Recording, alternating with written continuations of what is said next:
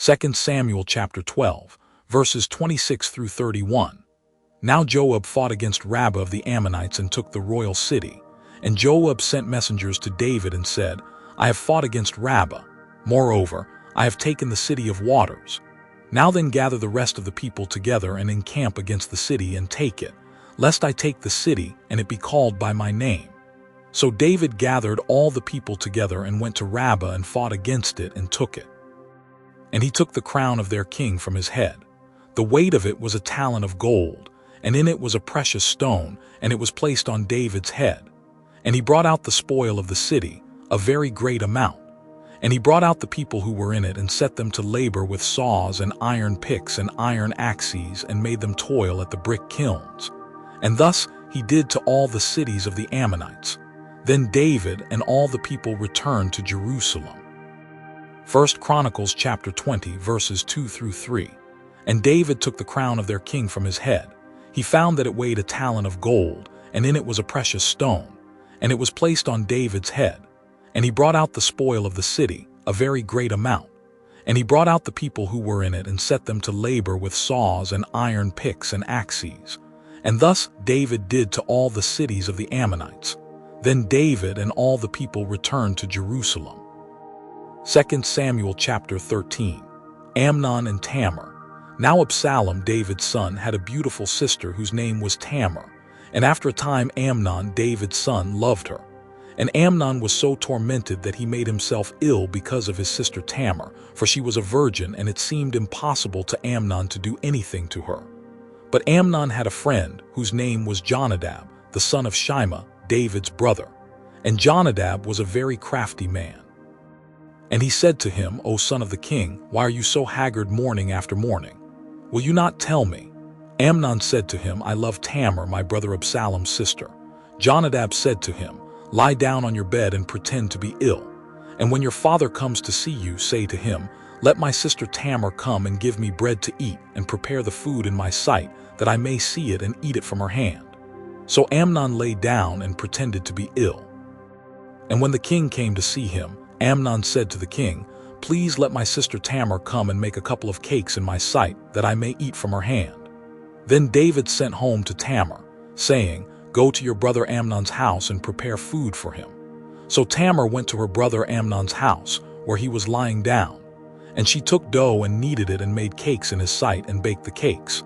And she took the pan and emptied it out before him, but he refused to eat. And Amnon said, Send out everyone from me. So everyone went out from him. Then Amnon said to Tamar, Bring the food into the chamber, that I may eat from your hand. And Tamar took the cakes she had made and brought them into the chamber to Amnon her brother. But when she brought them near him to eat, he took hold of her and said to her, Come, lie with me, my sister.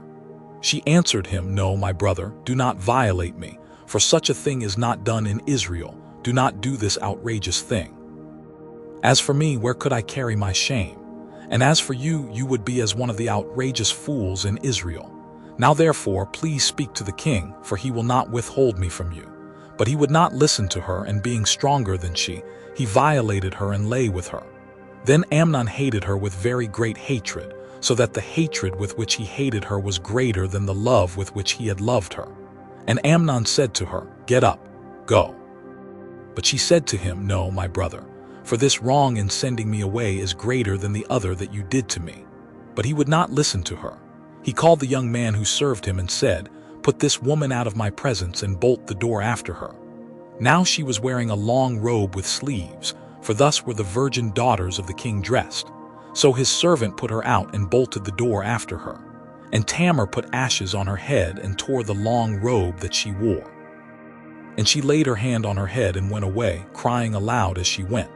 And her brother Absalom said to her, Has Amnon your brother been with you? Now hold your peace, my sister. He is your brother, do not take this to heart. So Tamar lived, a desolate woman, in her brother Absalom's house. When King David heard of all these things, he was very angry. But Absalom spoke to Amnon neither good nor bad, for Absalom hated Amnon, because he had violated his sister Tamar. Absalom murders Amnon. After 2 full years, Absalom had sheep-shearers at Baalhazer, which is near Ephraim, and Absalom invited all the king's sons. And Absalom came to the king and said, Behold, your servant has sheep shearers. Please let the king and his servants go with your servant." But the king said to Absalom, "No, my son, let us not all go, lest we be burdensome to you." He pressed him, but he would not go, but gave him his blessing. Then Absalom said, "If not, please let my brother Amnon go with us." And the king said to him, "Why should he go with you?" But Absalom pressed him until he let Amnon and all the king's sons go with him. Then Absalom commanded his servants, "Mark when Amnon's heart is merry with wine, and when I say to you, 'Strike Amnon,' then kill him. Do not fear. Have I not commanded you? Be courageous and be valiant." So the servants of Absalom did to Amnon as Absalom had commanded. Then all the king's sons arose, and each mounted his mule and fled. While they were on the way, news came to David, "Absalom has struck down all the king's sons, and not one of them is left." Then the king arose and tore his garments and lay on the earth. And all his servants who were standing by tore their garments. But Jonadab the son of Shimei, David's brother, said, "Let not my lord suppose that they have killed all the young men, the king's sons, for Amnon alone is dead. For by the command of Absalom this has been determined from the day he violated his sister Tamar. Now therefore let not my lord the king so take it to heart as to suppose that all the king's sons are dead, for Amnon alone is dead." Absalom flees to Jeshurun, but Absalom fled. And the young man who kept the watch lifted up his eyes and looked, and behold, many people were coming from the road behind him by the side of the mountain.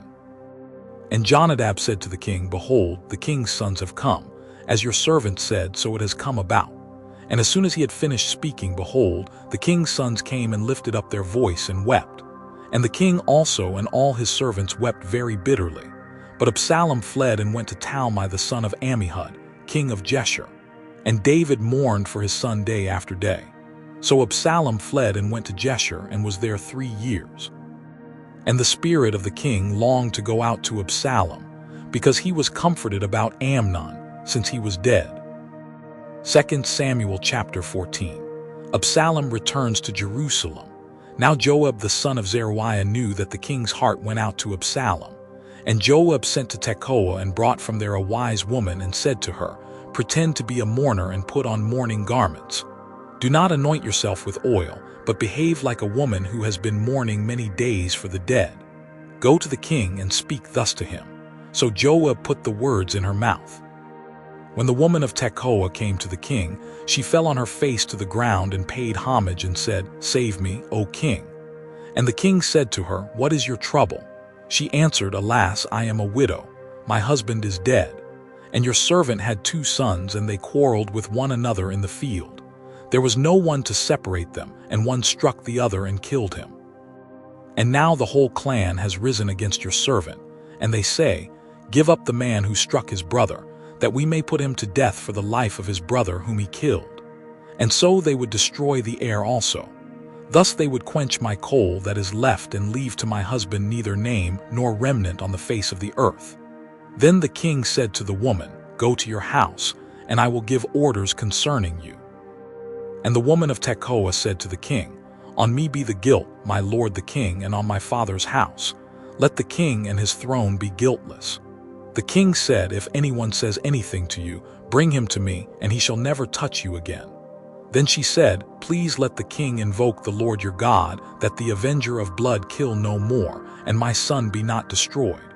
He said, "As the Lord lives, not one hair of your son shall fall to the ground." Then the woman said, "Please let your servant speak a word to my lord the king." He said, "Speak."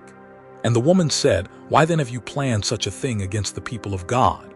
For in giving this decision the king convicts himself, inasmuch as the king does not bring his banished one home again. We must all die. We are like water spilled on the ground, which cannot be gathered up again. But God will not take away life, and he devises means so that the banished one will not remain an outcast. Now I have come to say this to my lord the king, because the people have made me afraid, and your servant thought, I will speak to the king. It may be that the king will perform the request of his servant.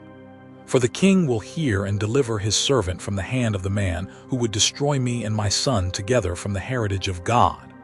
And your servant thought, the word of my lord the king will set me at rest. For my lord the king is like the angel of God to discern good and evil. "The Lord your God be with you." Then the king answered the woman, "Do not hide from me anything I ask you." And the woman said, "Let my lord the king speak." The king said, "Is the hand of Joab with you in all this?" The woman answered and said, "As surely as you live, my lord the king, one cannot turn to the right hand or to the left from anything that my lord the king has said. It was your servant Joab who commanded me. It was he who put all these words in the mouth of your servant. In order to change the course of things, your servant Joab did this. But my lord has wisdom like the wisdom of the angel of God to know all things that are on the earth." Then the king said to Joab, "Behold now, I grant this. Go, bring back the young man Absalom."